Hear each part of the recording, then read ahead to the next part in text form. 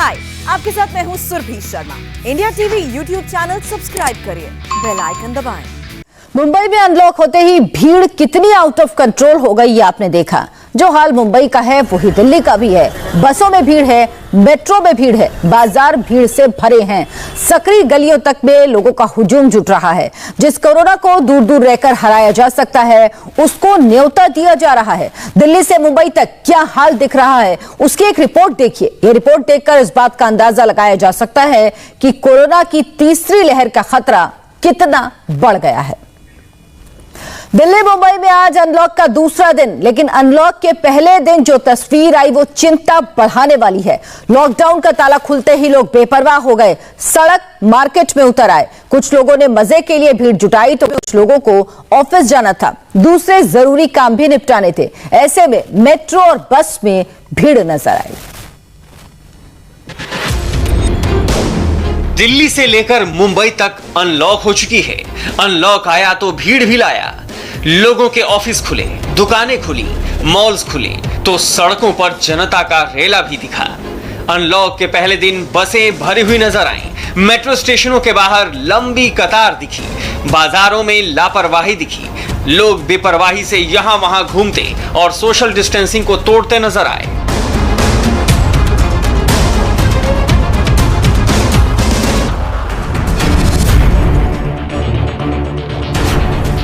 Unlock के पहले दिन मुंबई के क्रॉफर्ड मार्केट में इतनी भीड़ नजर आई।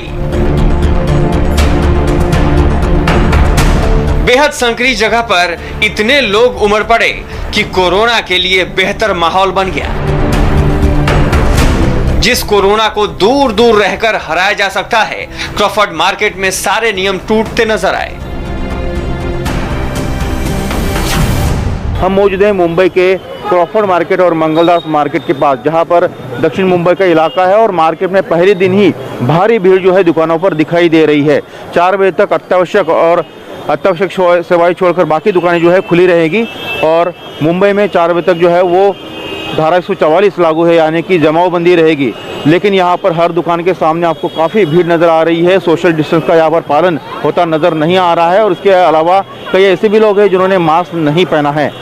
5 बजे के बाद जो है मुंबई में कर्फ्यू जारी रहेगा और ऐसे हालात में प्रशासन ने, मुख्यमंत्री ने और सरकार ने ये लोगों को सख्त हिदायत दी है कि अगर लोग भीड़ करेंगे, नियमों का पालन नहीं करेंगे तो स्थानीय प्रशासन जो है वो नियमों में सख्ती बरत सकता है। ऐसे में प्रशासन और सरकार लगातार लोगों से गुहार लगा रहे हैं कि लोग जो है नियमों का पालन करें।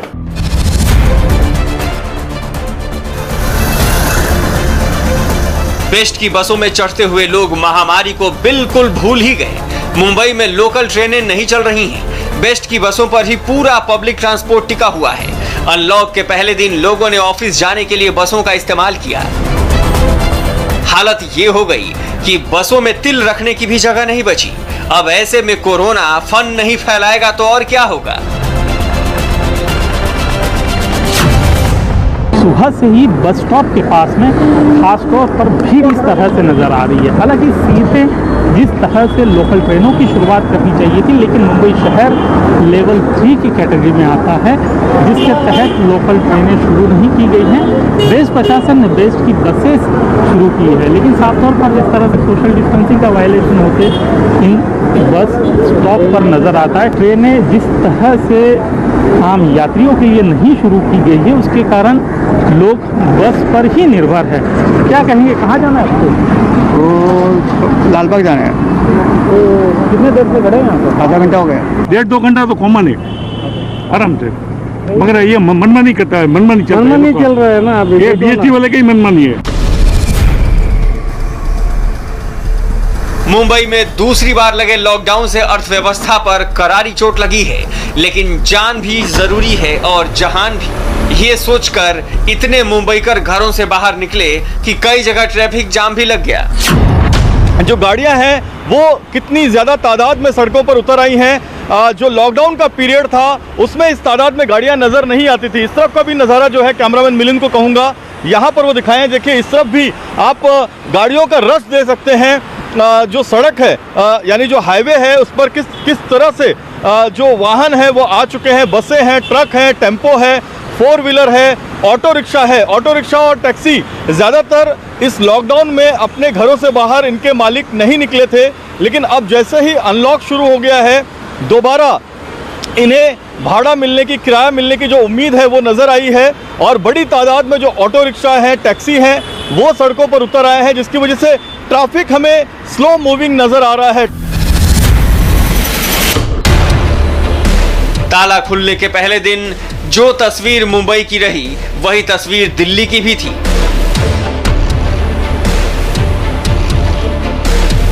आईटीओ पर दिन भर इस तरह का जाम लगा रहा।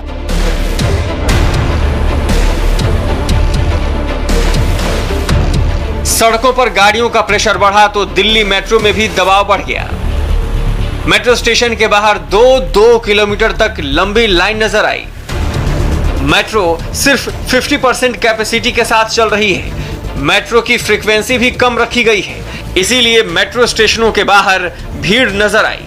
मेट्रो स्टेशन के बाहर कर्मचारी तैनात हैं, जो उतने ही लोगों को स्टेशन के अंदर जाने दे रहे हैं जितनी सीटें ट्रेन में हैं।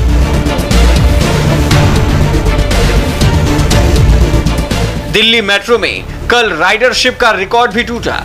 कल 4.5 लाख लोगों ने दिल्ली मेट्रो में सफर किया।